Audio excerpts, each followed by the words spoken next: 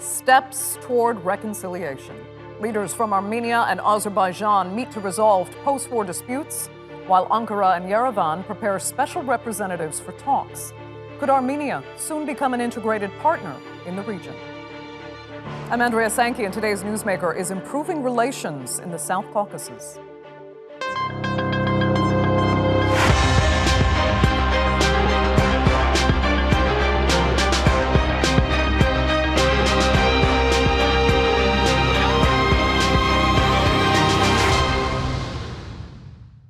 Now, EU leaders met with their counterparts at the 6th Eastern Partnership Summit in Brussels this week, and the South Caucasus were high on the agenda. European Council President Charles Michel sat down with Azerbaijan's President Ilham Aliyev and Armenian Prime Minister Nikol Pashinyan in an effort to mediate the unresolved issues following the Karabakh War last year. Both sides affirmed their commitment to the peace deal that ended the fighting and are prepared to restore railway lines. Now, Michel says the EU stands ready to provide assistance as the two negotiate their territorial boundaries. The EU is committed. We want to play a positive, a useful role for more stability, for more security, for more prosperity in this region. We also want to support the humanitarian gestures that are needed, also in order to strengthen confidence-building measures on both sides. There is an agreement on the principle of reciprocity with borders and customs control. This for the railway, and we discussed in depth the topic highways and the question of those infrastructures that are needed in order to improve the connectivity. And I understand that they have clarified the topics that we need to work on in the next weeks and months. Now, relations between Armenia and Azerbaijan have been relatively hostile since 1991, when the Armenian military occupied Nagorno-Karabakh, a territory internationally recognized as part of Azerbaijan. During a 6-week war in September last year, Azerbaijan retook several cities and 300 settlements and villages. The fighting left more than 6,500 people dead. The conflict ended in November 2020 with a Russian-brokered deal that saw Armenia cede swathes of territory that it had occupied for decades to Azerbaijan. Well, NATO also affirmed its support this week for the normalization of relations between Armenia and Azerbaijan. At a meeting of the North Atlantic Council on Tuesday, President Ilham Aliyev announced he was ready to turn the page on the conflict. Azerbaijan is committed to peace, to stability and predictability, and our efforts are aimed at the minimization of risks of any new war in the region. For that purpose, the best way is to open communications, to establish active dialogue, and to learn to be neighbours again. Our policy is very open and straightforward, and I hope that if there is a goodwill from Armenian side, we can start, as we proposed, working on a peace agreement between two countries and to put an end to hostility. Well, there's also been a breakthrough with Armenia's much bigger neighbor to its west. Both the Turkish and Armenian governments are appointing special envoys to work toward mending ties that have been strained for decades. The Turkish border with Armenia has been closed since the 90s, following Armenia's occupation of Nagorno-Karabakh.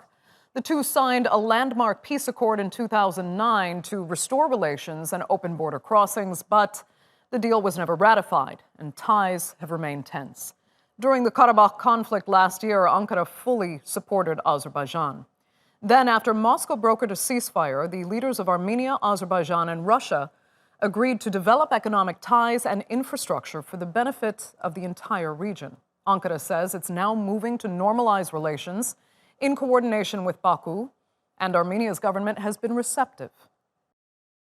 Armenia has always been and remains ready for the process of normalization of relations with Turkey without preconditions. We assess positively the statement of the Foreign Minister of Turkey on the appointment of a special representative for the normalization of relations, and confirm that we also will appoint a special representative for dialogue.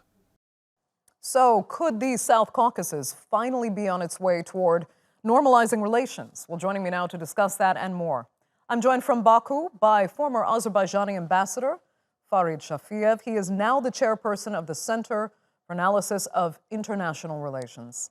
From Yerevan is Richard Giragosian. He is the director of the Regional Studies Center, an independent Armenian think tank. And from Ankara, Murat Aslan. He's held several high-level positions within the Turkish Armed Forces and is now a researcher at the SEDA Foundation. Thanks all so much for being with us. Let me start in Yerevan, Richard Giragosian, because I'd like to first gauge how much progress you really think has been made so far. Turkey and Armenia have actually talked before, but it never really led to changes in the status quo. So are things different now post the 2020 Karabakh War and with Pashinyan actually kind of bucking the opposition? Well, I think everything is different. First, in terms of a new regional reality, but also the re-election of Armenian Prime Minister Pashinyan was a resounding affirmation of the need to move forward. And here we see the recent meeting between the Armenian and Azerbaijani heads of state in Brussels reaching a rare agreement on a railway link from Azerbaijan to its exclave of Nakhichevan. Second, I just returned from Ankara last week, and I am very optimistic in terms of the sudden speed and announcement regarding the outlook for normalization between Armenia and Turkey as well. That is so good to hear. Farid Shafiyev, is the sentiment the same from Baku? Is everything really different now and finally progress can be made, these relationships can move forward?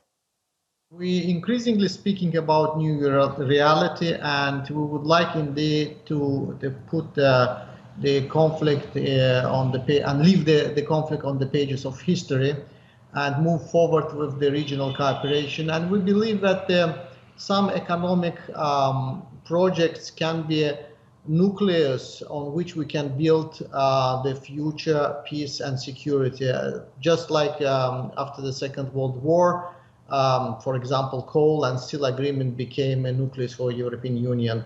And maybe it's not a coincidence that the Brussels also hosted the meeting, though I would say the Brussels should be considered in the chain of events. I would like to mention Sochi event when two presidents meet. So indeed we have some optimistic news. Okay, let me get Murat Aslan. And I mean, how is Ankara feeling about this? Is there as much optimism from the Turkish capital? At least steps are taken from the Ankara side. As you may know, there was a conflict resolution process and didn't work. It was a Minsk mechanism. And later then escalations erupted and we had another war. And now we are in a phase of permanent ceasefire. But each frozen conflict through a ceasefire somehow erupts if not addressed properly. So in the coming term, I think we have to be more focused on a permanent peace plan and peace agreement. Then you can see a type of stability and predictability in the region. And that's what Turkey wants, because we know that both Armenia and Azerbaijan wants to integrate themselves to the globe in terms of markets and benefit from it. So why not? So a peace plan and agreement would maybe resolve many things, and it will bring a type of stability. Okay, but without that, though, help us better understand what you think could go wrong, what could derail this, in essence. For this, I think there are some preconditions that both parties should observe. The first thing is that there's a huge dispute across the borders. There's no clearly well-delineated borderline between Azerbaijan and Armenia. And first, I think they should first focus on this. And second thing, well, there were many immigrants, Azerbaijani immigrants, and now they are going back to their homes. And we know that there will be some disputes at the individual and societal levels. These type of issues and questions should be addressed well.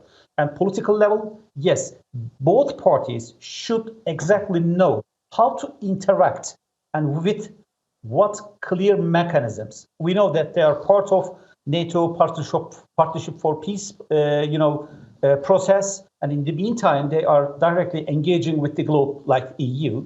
So why not? I mean, this political willingness can be obtained in the coming term. Okay. Richard Giragosian, though, would you agree with Murat there that there could be those kind of potential spoilers, if I can phrase it like that? Well, yes, but on the other hand, we do have, from the Armenian perspective, a deep commitment to the need for border demarcation and to make it an institutional legal process to avoid border disputes and incursions. At the same time, for Armenia, the outstanding imperative is the return of all prisoners of war and detainees. And this is a pressing issue from an Armenian perspective. But I would also highlight Farid's point. For the first time ever in this region, economics and trade are now seen as viable, important incentives. And the whole idea of the restoration of regional trade and transport, normalization with Turkey, is to foster a new interdependence to prevent a renewal of hostilities. So the outlook for post-war stability is matched by the return to diplomacy that we see in recent weeks. Okay, but Richard, let me stick with you because I need to ask how much then is riding on agreeing to that reciprocity that Michel was actually referring to with the Lachin corridor and the Zangezur corridor. If, Azerbaijan could finally get a direct route to Nakhchivan and Turkey through Armenia, and Yerevan is satisfied with it and it receives what it needs in return, I mean, that would change the picture entirely for the entire region. So, well, go ahead. The good news first. In many ways, this is a way to counter the threat of isolation and insignificance to the region, but also to Armenia. In other words, we already have a preliminary important agreement for at least the restoration of a railway link from Azerbaijan to Nakhchivan. This should be followed by an agreement coming on a roadway access. This is important, and to be honest, we're playing semantics, whether it's a corridor or a hallway or a connection. It's the essence and meaning that matter most. And I do think the return to diplomacy is most significant in terms of rejecting the force of arms. And this is interesting in terms of, it was the meeting in Brussels with the European Union that was able to deliver. It wasn't the Russians in Sochi. And this is a restoration of the relevance of the European Union. I want to move on to those mediation kind of questions about who's really directing mediation and who might not be. But first, let me ask you this, because this is something that potentially worries me. You should tell me if it should not worry me, that Armenia's opposition does not like the idea of, any railway or roadway connecting Azerbaijan to Nakhchivan and eventually to Turkey running through Armenian territory. I know they're not in power right now and you believe in what Pashinyan has reconciled, but should things change, could all progress be thrown out the window? Actually, no. I'm much more convinced of the long-term stability and resilience of the Armenian government. And it's a second free and fair election, giving a rare commodity of legitimacy with the re-election of the Pashinyan government. The opposition opposes this, yes, but the opposition opposes everything and fails to propose an alternative. It is increasingly a reflection of Jurassic Park of politics in Armenia. These are the dinosaurs of the old regime. Whether it's the diaspora in opposition or the opposition from within Armenia, I do think the Armenian government is now much more self-confident in moving forward. Good to hear. Let me get the position then from Baku. And I mean, Ambassador, does Baku feel comfortable that the partners it's negotiating with in Armenia right now will be, if not the faces, the same position of diplomacy going forward in the longer term? Well, it will be naive to think that, just overnight we will resolve all issues, and there is so much trauma still, in both societies. But however, I would like also to voice my support to the idea which Richard said about the return to the diplomacy. Yes, there is the opposition.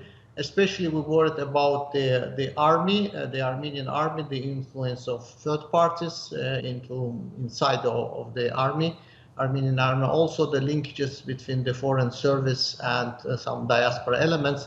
But probably from Yerevan, it's better. The optic is better. So at least for me, it's very it's assuring to hear that there is the kind of the government outlook into peace and cooperation. We believe also some important elements about the peace should be based, and first of all, it's about the territorial integrity, visit and sovereignty of all three states, and here we're speaking about two states, Armenia and Azerbaijan. That's the platform on which we can build the future peace and cooperation. Okay. Murat, I'm going to change tact a bit with you then, because I really do want to look at, beyond Azerbaijan and Armenia, but Ankara's reconciliation with Yerevan, and what is really holding back full reconciliation? I mean, does Armenia really want to be a landlocked country with, most of its borders sealed off, because it has a huge border with Turkey that has been closed now for decades, air routes? They're talking about finally resuming maybe just charter flights into Yerevan from Turkey, but those are small steps compared to what Armenia and Turkey could gain if full relations were restored. But what is really stopping it? The first thing that Turkey relies on is that, well, Turkey is really committed to the cause of the Azerbaijan, because perceived Azerbaijan as a brother country with the same kinship. So I think there's a full understanding what Azerbaijans are concerned. On the other hand, these coordinated steps with Azerbaijan is inclusive, because we share border with Armenians, even though it was protected by Russians for a long time, as you know. And in the meantime, there must be a regional peace and integration that will facilitate also interaction of Asia and Europe and also Anatolia. So it's wise to start a type of dialogue first, and later then maybe small steps to have both or all states in the region, interacting with each other. The second thing, Turkish eastern portion is really in need of a type of a live economy. So if Azerbaijan and Armenia agrees on resolving the conflict, then Eastern Anatolia will somehow be linked with Armenians, and they can improve their economy. This is the first thing that I should propose. On the other hand, we already know that there are more than 100,000 Armenians unregistered but living in Turkey. So it will somehow address the needs of all the Armenians living in Turkey. So it would be a type of new frontier between Armenia and Turkey to discuss exactly what matters exist and later then resolve them. Okay. Richard, I noticed you weren't so sure about those numbers, first of all. You can comment on that, and then I wanted to go ask you a secondary question. Go ahead. Well, I wanted to add one clarification, an important one. This is not reconciliation. Normalization with Armenia and Turkey is about the establishment of diplomatic relations and the reopening of the border, and that's all. Normalization is seen as the practical first step toward an eventual reconciliation, where history, the genocide issue, come to play. This means, in terms of the outlook, much more limited, much more practical, but much more viable and realistic. But in terms of the numbers, I don't agree with the numbers. It seems to be inflated, but nevertheless, I agree with Murat in terms of the necessity for consular level and then diplomatic relations. But we've come too far to go back, and this is a second round of engagement between Armenia and Turkey following lessons learned from the protocol process. And the key difference is Azerbaijan is much less opposed to the process of engagement between Ankara and Yerevan. Okay, but what does worry me, Richard, is, and you alluded to it, the events of 1915. I mean, how much could that derail this? It's historically contested. We know that. Armenia, though, really has so much to gain. Go ahead. Even the change of government in Armenia, the ushering in of a more democratic, legitimate government, their policy is consistent, a policy of no preconditions, no prerequisites, nothing about genocide recognition. This defers the issue to a later stage of reconciliation. So it's not and no longer a factor in terms of normalization. Okay. And in this context, both sides agree to disagree, I think. Okay, that is a good thing. Now, I'd like to move on to who is mediating this process, or rather, who's not mediating this process. I mean, Russia has the lead, but, should other Western powers be involved or kind of have these Caucasus regional issues, moved past a need for Western participation? Farid, let me have you comment on that. Well, Russia definitely is the player, regional player with the leverage on the region. And, the just simple fact that the Russian peacekeepers on Azerbaijani soil, there is the Russian military base in Armenia, and Armenia is part of the Russian-led Eurasian Economic Union. So we acknowledge the role of Russia. As far as the ours actor, we have jointly Turkish-Russian monitoring center in Karabakh, which also the limited, but also the part of let's say peacekeeping process, because it's in a trilateral statement signed last year. As far as the other actors, we see that the Brussels kind of entered. Azerbaijan is indeed is open to many, to some other complementary actors.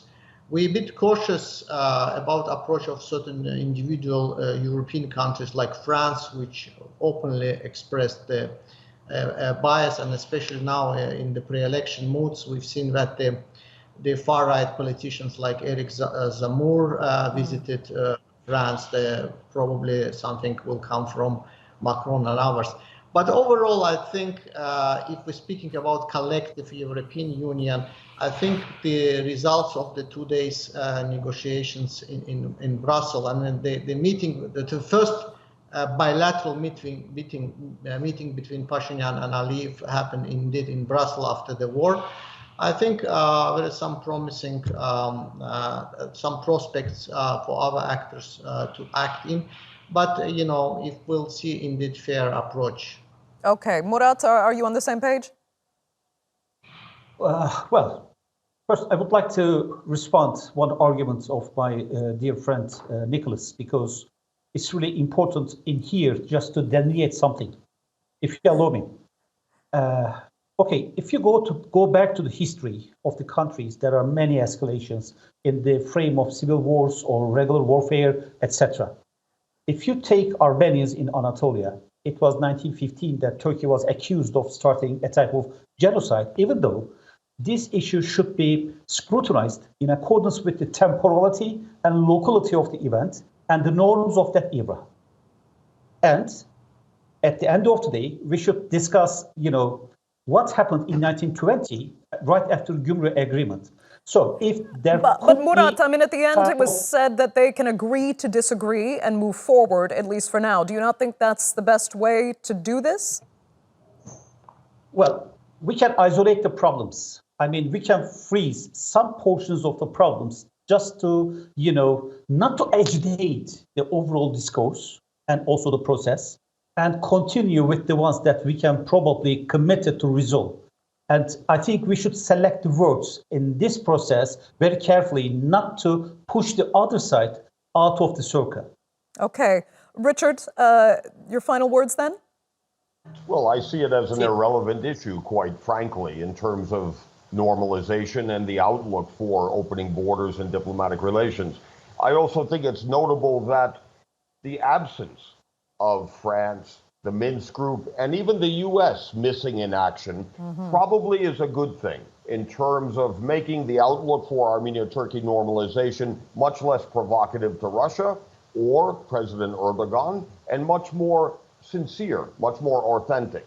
That's why I think going forward, we do see the speed in which Foreign Minister Çavuşoğlu appointed a special envoy, and we do have Armenia ready to reciprocate. So there's only one way to go, and it's forward.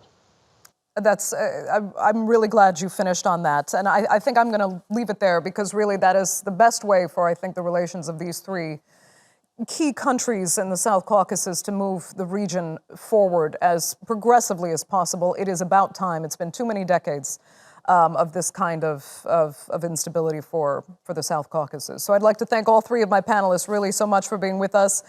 Farid Shafiyev in Baku, In Yerevan, Richard Giragosian, and from Ankara, Murat Aslan. Thank you all so much. And thanks, of course, to our viewers for being with us as well. Remember, you can follow us on Twitter at @the_newsmakers, and be sure to subscribe to our YouTube channel. I'm Andrea Sankey. We'll see you next time.